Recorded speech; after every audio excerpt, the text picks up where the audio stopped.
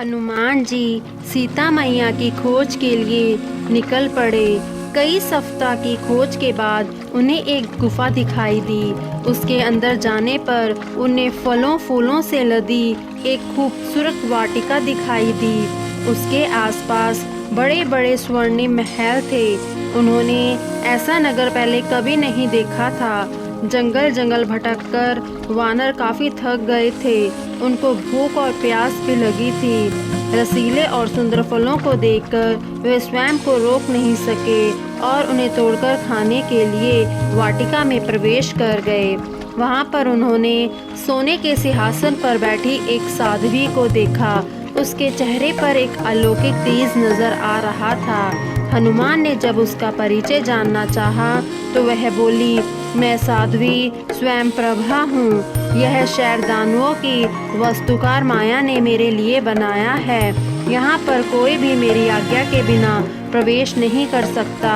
मैं यह भी जानती हूँ कि तुम श्री राम की अर्धांगिनी सीता को खोजने के लिए आए हो, इसलिए मैं तुम्हें क्षमा करते हुए अपनी शक्ति से इस गुफा से बाहर निकालती हूँ। तुम्हें अभी बहुत से कार्य पूरे करने हैं। देवी शक्ति द्वारा स्वयं प्रभा ने हनुमान, अंगद और उनकी सेना को गुफा से बाहर भेज दिया। बाहर आकर हनुमान आदि को एक समुद्र तट दिखाई दिया। वहीं तट पर बैठकर हनुमान और जामवंत आगे की रणनीति पर विचार विमर्श करने लगे। वर्षा ऋतु निकट होने से उनकी मुश्किलें और बढ़ गई थी। वे चिंतित थे कि यदि वे सीता माता का पता न लगा पाए तो क्या मुंह लेकर श्री राम और सुग्रीव के पास जाएंगे। तब अंगद ने प्रतिज्ञा ली कि जब तक वह देवी सीता का पता नहीं लगा लेते अन्न जल ग्रहण नहीं करेंगे। कुछ दूरी पर बैठा गिरिराज संपत्ति उनकी यह सारी मंत्रा सुन रहा था। जब उसने अंगद के आमरण अनशन की बात सुनी तो वह खुश हो गया कि खाने के लिए मानव मांस मिलेगा। पर अगले ही पल उसकी खुशी तब काफूर हो गई जब उसने एक वानर के मुंह से सुना, हमसे अच्छा तो जटायु था जिसने राक्षस से सीता को बचाने के प्रयास में अपने प्राण गंवा दिए। हम तो अब तक उनका पता भी नहीं लगा पाए। संपत्ति ने जब जटायु की मौत की खबर सुनी तो उसकी आंखें भर आई। भाई की मौत का उसे दुख तो था, पर इस बात की खुशी भी थी कि जटायु ने एक अच्छे कार्य के लिए अपनी जान दी है। भाई के अधूरे कार्य को पूरा करने के लिए संपत्ति सीता की खोज में निकल गया और वह अपने उद्देश्य में सफल रहा। वह तुरंत हनुमान जामवंत के पास लौटा और संपत्ति ने उनको अपना परिचय देने के बाद बताया, यहाँ से 100 योजन दूर समुद्र पार लंकेश ने सीता जी को अशोक वाटिका में छिपाकर रखा है। सीता मैया के बारे में जानकर सब खुशी से झूम उठे, लेकिन अब उनके सामने एक नई समस्या आ खड़ी हुई थी कि समुद्र कौन और कैसे लांघेगा। सब बैठकर इस समस्या पर गहन सोच विचार करने लगे। बारी बारी से सबकी क्षमता पर विचार किया गया। गज 10 योजन में भी इतनी क्षमता नहीं थी कि वह समुद्र पार कर सके। अंगद 100 योजन लांघने में समर्थ तो था, पर 100 योजन जाने के बाद उसकी बुरी तरह थकने के कारण उसका वापस लौटना मुश्किल था। इसलिए समस्या वहीं की वहीं थी। जामवंत ने देखा कि हनुमान चुपचाप बैठे हैं। वह उनके पास जाकर बोले, हे पावन पुत्र, तुम कुछ नहीं कह रहे हो, एकदम चुप्पी क्यों साधे हुए हो। हनुमान बोले, मैं भी समुद्र लांघने के बारे में ही सोच रहा था। हनुमान, तुम वायु के पुत्र हो, इसलिए तुम्हारी गति जैसी किसी की गति नहीं है। तुम तो इस विशाल समुद्र को एक पग में ही लांघने की क्षमता रखते हो। तुम्हें अपना पराक्रम व शक्ति दिखाने का सुनहरा मौका मिला है। तुम्हें इस मौके का लाभ उठाना चाहिए। जामवंत ने हनुमान की प्रशंसा करते हुए कहा, लेकिन हनुमान पर इन बातों का कोई असर नहीं हुआ। तब जामवंत ने हनुमान को उनका बल पराक्रम याद दिलाते हुए कहा, हनुमान, तुम्हारी माता देवी अंजनी को एक श्राप के कारण बंदर योनि में आना पड़ा था। संजोगवंश वायुदेव उस पर आसक्त हो गए थे। वायुदेव के पुत्र होने के कारण तुम उनके समान ही शक्तिशाली और समर्थ हो। याद है, एक बार किशोर अवस्था में तुमने सूरज के फल समझकर मुंह में डाल लिया था। सूर्य की रक्षा करने के लिए इंद्र ने जब तुम पर अपना वज्र फेंका तो तुम चोट खाकर जमीन पर गिर गए थे। गिरने पर तुम्हारा जबड़ा टूट गया था। यह देखकर वायुदेव ने क्रोधित होकर बहना छोड़ दिया था। इससे चारों ओर हाहाकार मच गया था। हवा के अभाव में लोग सांस नहीं ले पा रहे थे। तब सभी देवता उनके पास गए और क्षमा मांगी। इंद्र ने तुम्हें आशीर्वाद दिया कि किसी भी हथियार का तुम्हारे ऊपर कोई प्रभाव नहीं पड़ेगा। उसी दिन से तुम्हारा नाम अजात शत्रु पड़ा। लेकिन हनुमान फिर भी कुछ नहीं बोले। तब जामवंत ने कहा, हनुमान, अपनी शक्ति को पहचानो। तुम में असीम शक्ति है। तुम्हारी मर्यादा और त्याग तुम्हें महान बनाता है। लेकिन हनुमान फिर भी नहीं कुछ बोले। तब जामवंत ने कहा, हनुमान, अपनी शक्ति को पहचानो। तुम में असीम शक्ति है। तुम्हारी मर्यादा और त्याग तुम्हें महान बनाता है। मैंने पूरे विश्व का 21 बार भ्रमण किया है, फिर भी मैं तुम्हें अपने से ज़्यादा महान मानता हूँ। अब तुम ही हम सबका एकमात्र सहारा हो। अकेले तुम ही हो जो समुद्र पार लंका पहुँच सकते हो। जामवंत के प्रेरणा भरे शब्द सुनकर हनुमान जोश में आ गए। उनकी खोई हुई शक्ति लौट आई, जो कि किसी ऋषि के श्राप से लुप्त हो गई थी। हनुमान तुरंत उठे और उन्होंने अपना आकार बड़ा कर लिया। उनके विशाल आकार और तेज को देखकर सभी चकित रह गए। फिर हनुमान ने समुद्र पार कर लंका जाने का निश्चय कर लिया। अपना आकार विशाल करने के बाद हनुमान बोले, जामवंत, मैं इसी समय लंका जाऊंगा। मैं श्री राम के लिए कुछ भी करने के लिए तैयार हूँ। अब मुझे लंका जाने से कोई नहीं रोक सकता। मैं उड़कर समुद्र पार कर लंका पहुँच जाऊंगा। आप लोग यहीं मेरे लौटने की प्रतीक्षा करना। यह कहकर हनुमान ने महेंद्र पर्वत के ऊपर से लंका की ओर उड़ान भरी।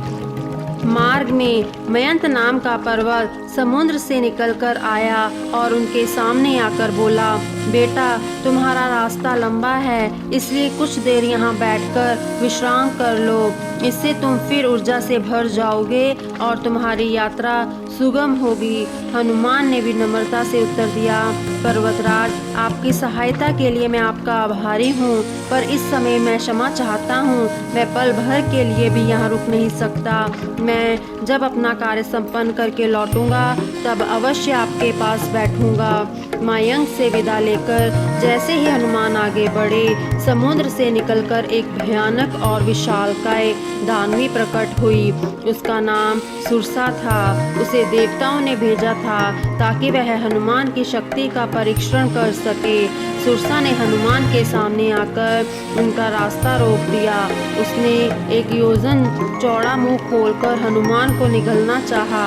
हनुमान ने अपने शरीर का आकार दोगुना कर लिया। यह देखकर सुरसा ने भी अपना मुंह और चौड़ा कर लिया।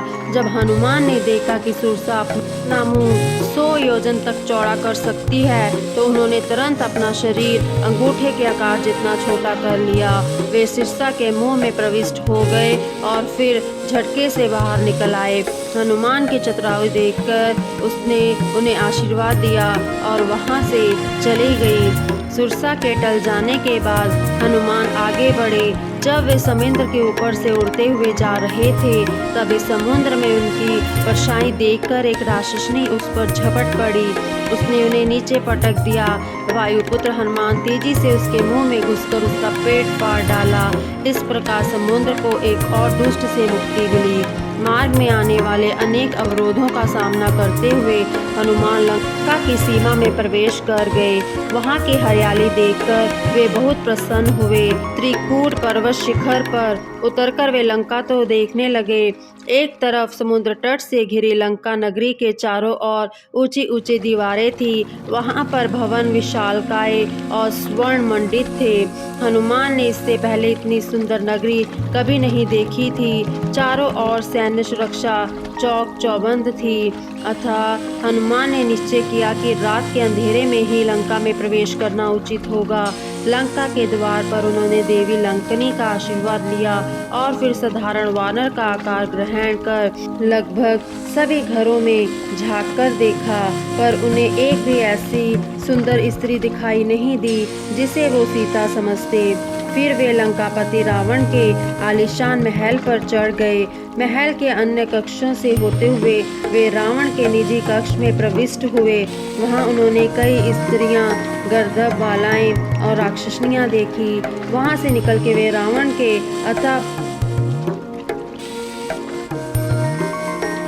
के महल से निकलकर हनुमान लंका के अन्य घरों में सीता को तलाश करने लगे। उन्हें तलाशते तलाशते वे एक ऐसे घर में प्रविष्ट हुए। उस घर से राम नाम का स्वर सुनकर वे चकित रह गए। लंका में भी कोई राम भक्त हो सकता है क्या? ऐसी तो उन्होंने कल्पना तक नहीं की थी। उत्सुकतावश जब उन्होंने अंदर झांका तो देखा कि एक अति साधारण व्यक्ति बैठकर पूजा कर रहा है। हनुमान पुण्य अपने वास्तविक रूप में आ गए और व्यक्ति के सामने गए। उन्हें देखकर विभीषण घबरा गया। तब हनुमान बोले, भाई घबराओ नहीं, मैं जानना चाहता हूँ कि रावण के राज्य में तुम कौन हो जो निडर भाव से राम का नाम जप रहे हो।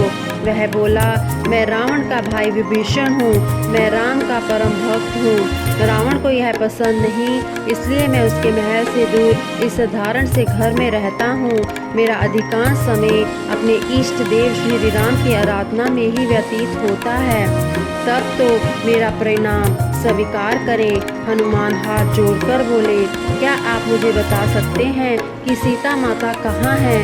रावण के महल में वे मुझे कहीं दिखाई नहीं दी।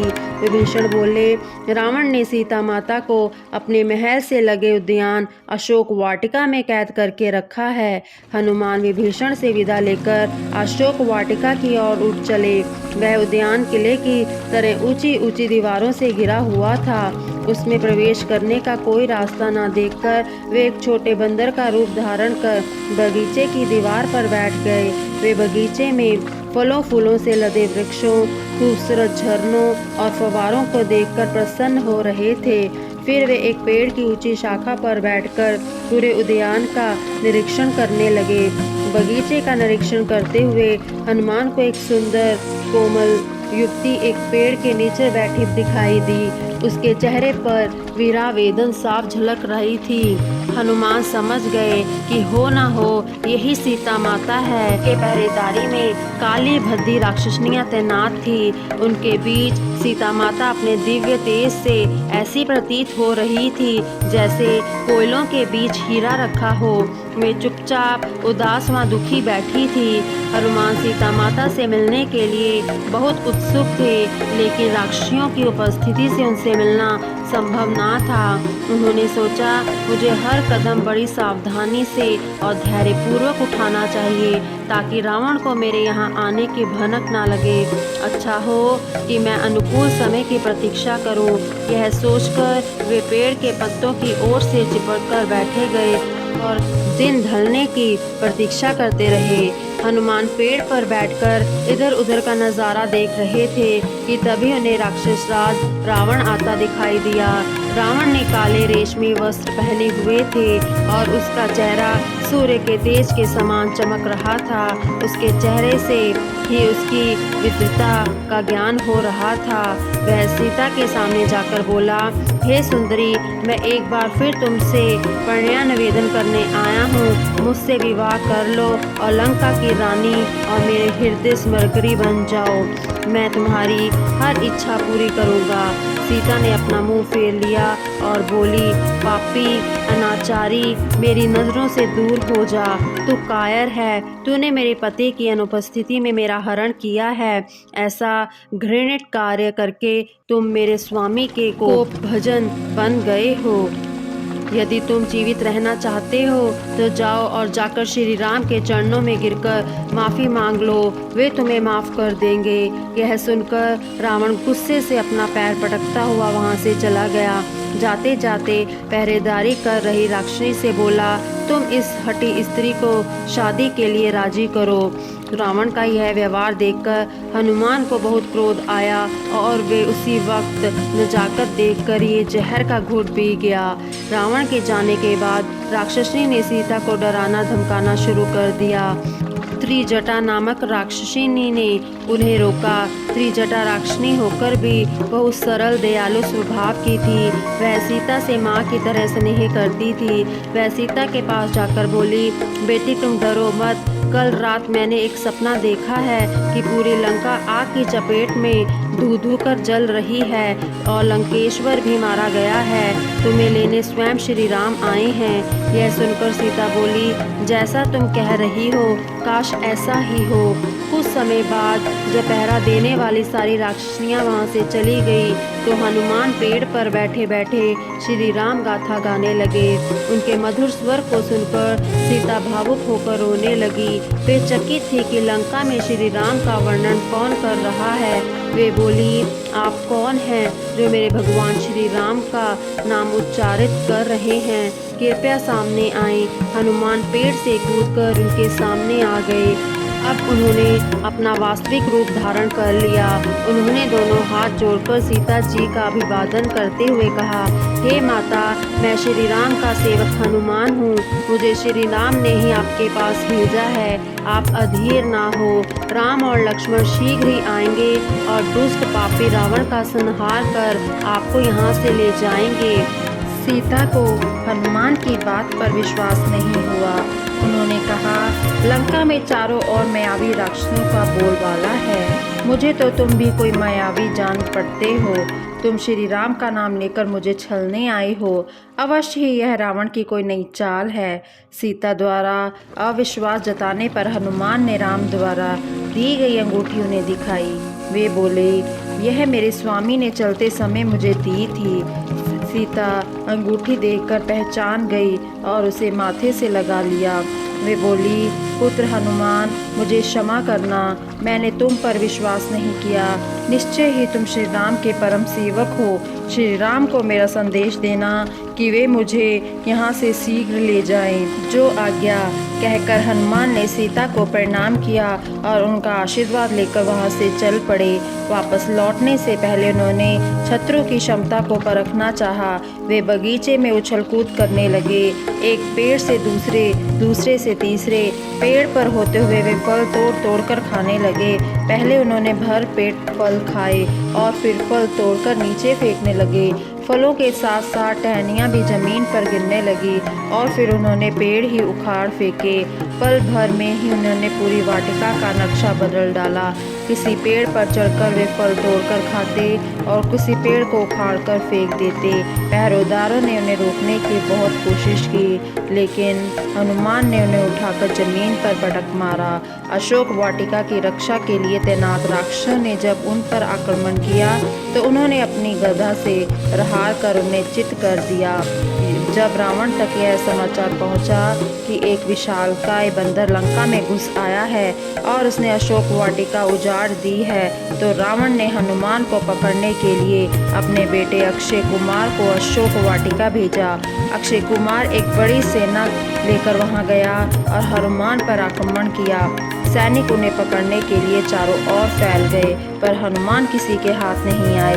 वह अकेले ही पूरी सेना पर भारी पड़ रहे थे। उन्होंने एक विशाल पेड़ उखाड़कर अक्षय और उनके सैनिकों पर फेंका। पेड़ के नीचे दबकर अक्षय और सैनिक मर गए।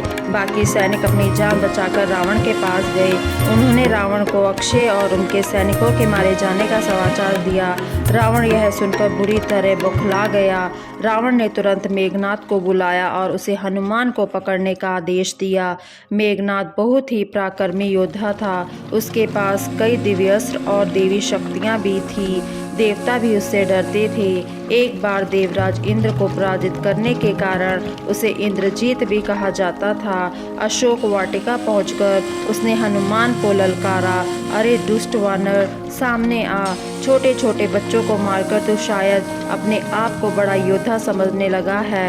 हिम्मत है तो मुझसे युद्ध कर। देखते ही देखते दोनों में भयंकर युद्ध छिड़ गया।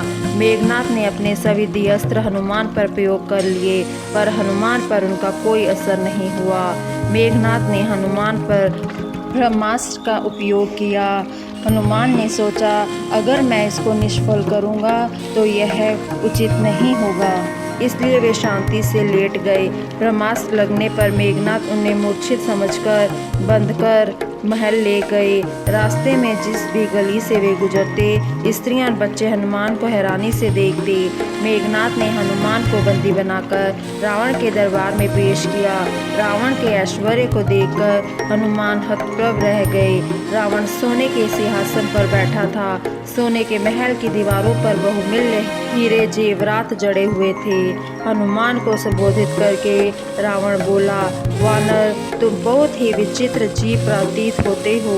तुम्हें देवराज इंद्र ने भेजा है। यहाँ तुम कबीर के दूत हो। कौन हो तुम? तुम्हें यहाँ किसने भेजा है? तुमने अशोक वाटिका क्यों उजाड़ी?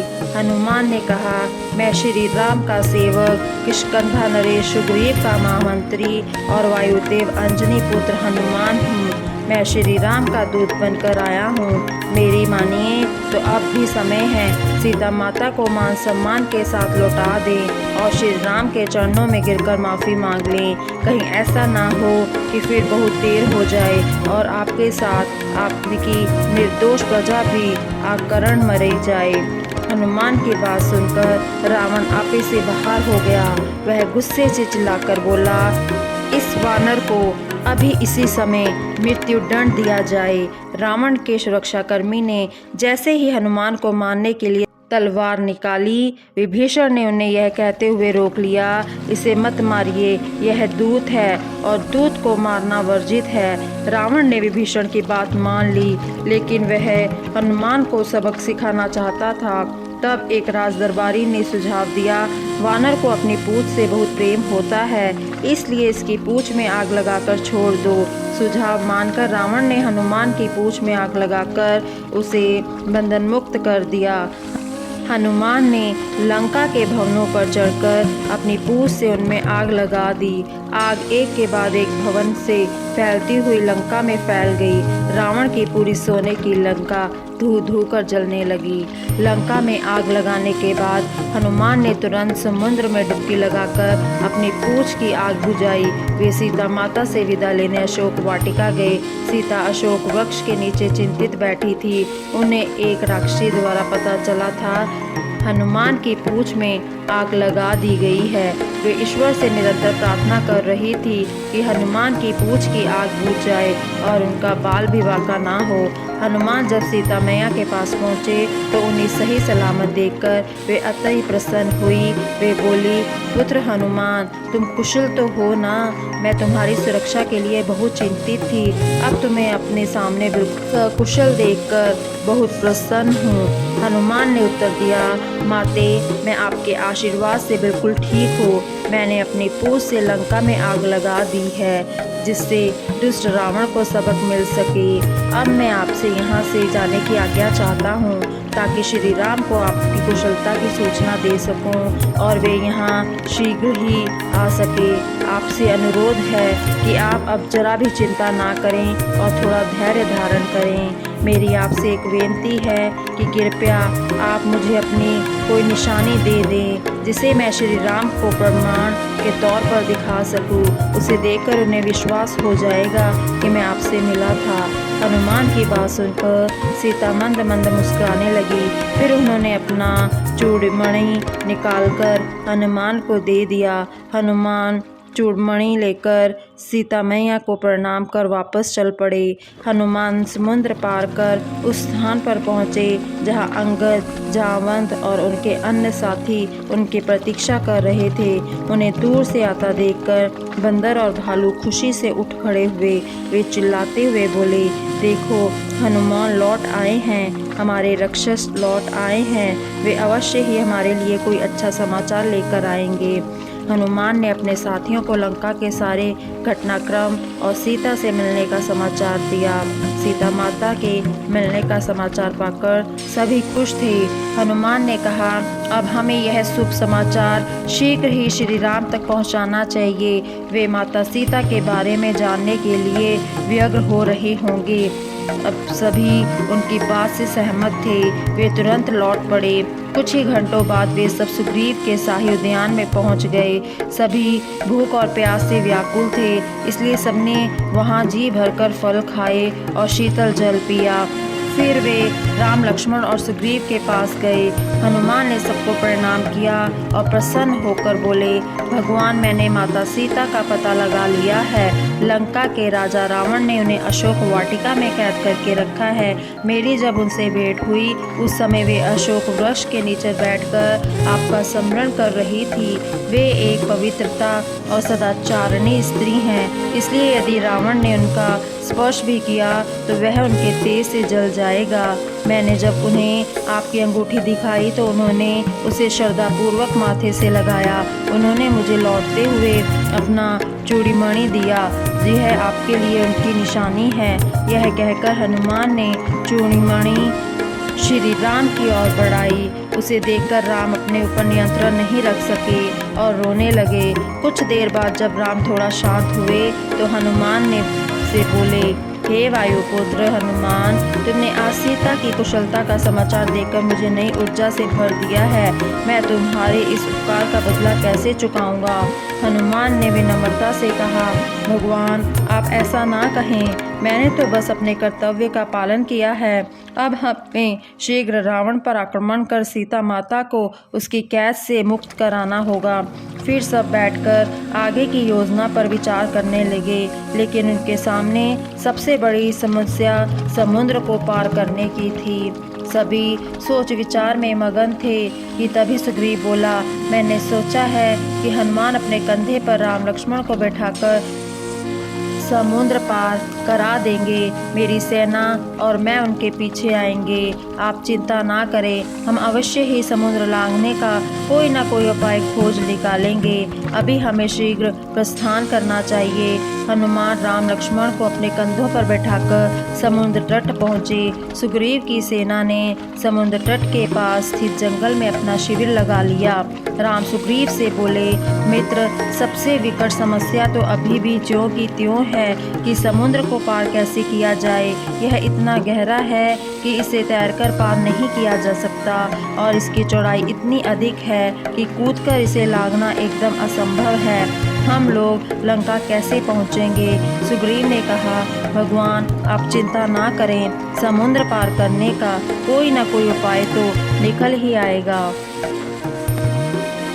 उधर लंका में रावण इस बात को लेकर बहुत लज्जित और क्रोधित था कि एक बंदर आकर उसकी पूरी अशोक वाटिका को तहस नहस कर गया। वह उसके बेटे अक्षय और असंख्य राक्षसों को मार गया। इतना ही नहीं, वे जाते जाते लंका को भी आग लगा गया। अवश्य ही वह कोई चमत्कारी बंदर था, क्योंकि कोई भी साधारण वानर ऐसा नहीं कर सकता। भविष्य में आने वाले संकट को भांपते हुए रावण ने एक सभा बुलाई, जिसमें सभी मंत्री और सेना प्रमुख सम्मिलित हुए। रावण के सभी सभासद चापलूस थे, इसलिए वे बोले, हे लंकापति, पृथ्वी पर आपके समान पराक्रमी दूसरा कोई नहीं है, इसलिए आप उस बंदर की गतिविधियों को लेकर परेशान ना हो। वह तो कोई करामाती बंदर था जो चोरी छिपे लंका में घुस आया था और अपनी कलाबाजियां दिखाकर चला गया। अन्यथा आपके राज्य की सुरक्षा इतनी चौकस है कि यहाँ परिंदा भी पार नहीं कर सकता। उस सभा में विभीषण भी उपस्थित था। वह बोला, लंकेश, इन चापलूस सभासदों की बातों में मत आइए। ये तो महज आपको खुश करने के लिए ऐसा कह रहे हैं। भैया, अभी भी समय है। आप सीता को मुक्त कर उसे सामान सहित राम के पास भेज दीजिए। सीता का हरण करके आपने बहुत बड़ा पाप किया है। समय रहते इस पाप का प्रायश्चित कर लीजिए, वरना अनर्थ हो जाएगा। राम दयालु हैं, वो आपकी इस भूल को माफ़ कर देंगे। यह सुनकर रावण के क्रोध की सीमा ना रही। वह बोला, विभीषण, तेरा यह साहस कि तुम मेरे राज्य में रहकर मेरे ही सामने राम का गुणगान कर रहा है। तू भाई कहलाने योग्य नहीं है। मेरा पक्ष लेने की बजाय उस राम का पक्ष ले रहा है। तू लंका में रहने योग्य नहीं है। मेरी लंका से इसी समय निकल जा। विभीषण ने कहा, लगता है तुम्हारा काल निकट आ गया है, तभी तुम ऐसा व्यवहार कर रहे हो। कहकर वह वहाँ से चला गया। विभीषण ने राम की शरण में जाने का निर्णय लिया। वह अपने विमान में बैठकर समुद्र के दूसरे तट पर पहुँच गया। वह सीधे राम के पास गया और उन्हें प्रणाम करने के बाद बोला, भगवान, मैं रावण का भाई विभीषण हूँ। लंकेश्वर रावण ने मुझे लंका से निवर्सित कर दिया है। मैं अब आपकी शरण में हूँ। क्या आप मुझे अपने चरणों में स्थान देंगे? राम ने कहा, विभीषण, दुखी मत हो।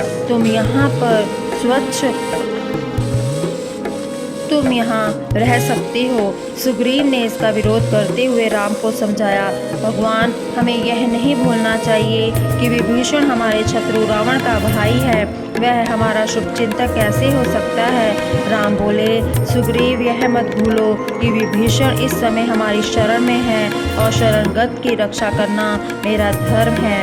राम का उत्तर सुनकर सुग्रीव शांत हो गया। राम ने समुद्र पार करने को लेकर सुग्रीव, हनुमान और विभीषण से विचार विमर्श किया। यह निश्चय किया गया कि समुद्र देव को प्रसन्न करने के लिए राम उपवास कर समुद्र देव की पूजा अर्चना करें। उनका मानना था कि यदि समुद्र देव प्रसन्न हो गए तो स्वयं रास्ता दे देंगे, जिससे वो लोग आसानी से लंका पहुंच सकेंगे। 3 दिन तक राम रात दिन अनवरत समुद्र देव की स्तुति करते रहे, किंतु समुद्र देव प्रकट नहीं हुए। यह देखकर धैर्यवान शांत स्वभाव के राम को क्रोध आ गया। क्रोधवश वे उन्होंने एक अग्निबाण समुद्र के सीने में दे मारा। इससे समुद्र के सभी जीव जलकर मरने लगे। समुद्र देव भी अग्निबाण से उत्पन्न गर्मी को अधिक देर तक सहन नहीं कर सके। वे निकलकर बाहर आए। उन्होंने अपने दोनों हाथ जोड़कर राम को प्रणाम किया और बोले, श्री राम, कृपया शांत होकर मेरी स्थिति को समझें। यह मेरा स्वभाव है कि मैं गहरा और विशाल हूँ। मैं आपको समुद्र पार करने का एक उपाय बताता हूँ। आपकी वानर सेना में नल और नील नामक 2 भाई हैं। वे विश्वकर्मा के बेटे होने के कारण कुशल शिल्पी हैं। उनके निर्देशन में भालू और बंदर बड़े बड़े शिलाखंडों और पेड़ों के तनों से मेरे ऊपर पुल बना लें। फिर इस पुल से आपकी सेना लंका जा सकती है। राम ने तुरंत नल और नील को बुलाकर उनसे पुल के निर्माण हेतु मंत्रण की। तब राम ने बंदरों और भालुओं को बड़े बड़े शिलाखंड और वृक्षों के तने इकट्ठे करने के लिए समीपवर्ती जंगल में भेजा। शीघ्र ही समुद्र तट पर शिलाखंड, वृक्ष के तने, चट्टानों और पत्थर आदि जमा होने लगे। फिर नल और नील के निर्देशानुसार बंदरों और भालुओं ने 100 योजन में फैले समुद्र पर पुल बना लिया। बंदरों और भालुओं के इस अति प्रशंसनीय कार्य से देवता बहुत प्रसन्न हुए और उन्होंने आकाश से पुष्प वर्षा की।